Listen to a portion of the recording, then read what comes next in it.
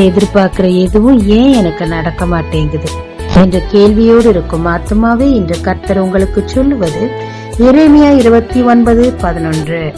நீங்கள் எதிர்பார்த்திருக்கும் முடிவை உங்களுக்கு கொடுக்கும்படிக்கு நான் உங்கள் பேரில் நினைத்திருக்கிற நினைவுகளை அறிவேன் என்று கர்த்தர் சொல்லுகிறார். அவைகள் தீமைக்கல்ல, சமாதானத்திற்கு ஏதுவான நினைவுகளே. குஷ்டரோகத்தால் பாதிக்கப்பட்ட நாகமான், அவருக்கு ஒரு எதிர்பார்ப்பு என்னவென்றால், நான் முழுவதுமாக சுத்தம் செய்யப்பட வேண்டும், சுகமாக வேண்டும் என்பதே. அந்த காலகட்டத்தில் அதற்குரிய மருந்துகள் இல்லை. ஆனால் தீர்க்கதரிசியினிடத்தில் அவர் வழிநடத்தப்படுகிறார். இவருடைய எதிர்பார்ப்பு சுகமாக வேண்டும் என்பது. ஆனால் தீர்க்கதரிசி யோர்தானில் 7 முறை முங்கி எழும்பு என்று சொன்ன போது மிகவும் கோபப்பட்டார். இவர் நினைத்தார் அவர் என்னை தொட்டு தடவி சுகமாக்குவார் என்று. அவரோ சிம்பிளா போய் தண்ணில முங்கிட்டு வாப்பா அப்படின்னு சொல்லிட்டார். ஆனால் அவர் கூட இருந்தவர்களோ அவருக்கு புத்தி சொன்னார்கள். கடினமான காரியத்தை சொல்லி இருந்தால் செய்திருப்பீர் அல்லவா, இதையும் செய்துதான் பாருமே என்று சொன்ன போது அவரும் கீழ்ப்படிந்து தன்னுடைய அதிகாரம் எல்லாவற்றையும் இறக்கி வைத்துவிட்டு ஒரு சிறு குழந்தை போல 7 முறை முங்கினார்.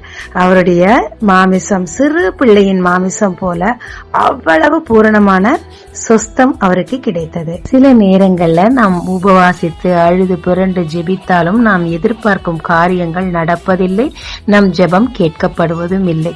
அதற்கு 2 காரணங்களை சொல்லலாங்க. ஒன்று, நாம் எதிர்பார்க்கும் காரியங்கள் தேவனுடைய சித்தத்தின் மையத்தில் தான் இருக்கிறதா என்பதை செக் பண்ணி பார்க்கணும். இரண்டாவதாக, நாம் தேவனிடத்திலிருந்து ஒன்றை எதிர்பார்க்கும் போது தேவனும் நம்மிடத்தில் ஒன்றை எதிர்பார்ப்பாருங்க. இதோ அன்னாள் தேவனிடத்தில் பொருத்தனை பண்ணி ஜெபித்தாள், நீர் எங்களுக்கு ஒரு குழந்தையை கொடுத்தா அதை உமக்கே தருகிறேன் என்று. சோ அவளுடைய எதிர்பார்ப்பு குழந்தை அவளுக்கு கிடைத்தது. தேவன் சில காரியங்களை நாம செய்ய சொல்லும் போது அதை நாம் செய்ய வேண்டும். நாகமான் கீழ்ப்படிந்து தன்னை தாழ்த்தி செய்தது போல செய்யும் போது நம்முடைய எதிர்பார்ப்பை தேவனும் செய்து முடிப்பார். தேவன் இப்படித்தான் செய்ய வேண்டும் என்று நாம் ஒரு ரூல் போட முடியாதுங்க. அவருக்கு எப்படி செய்ய தோன்றுகிறதோ அப்படித்தான் செய்வார். உங்களுடைய எதிர்பார்ப்பையும் கர்த்தர் கண்டிப்பாய் நிறைவேற்றுவாருங்க.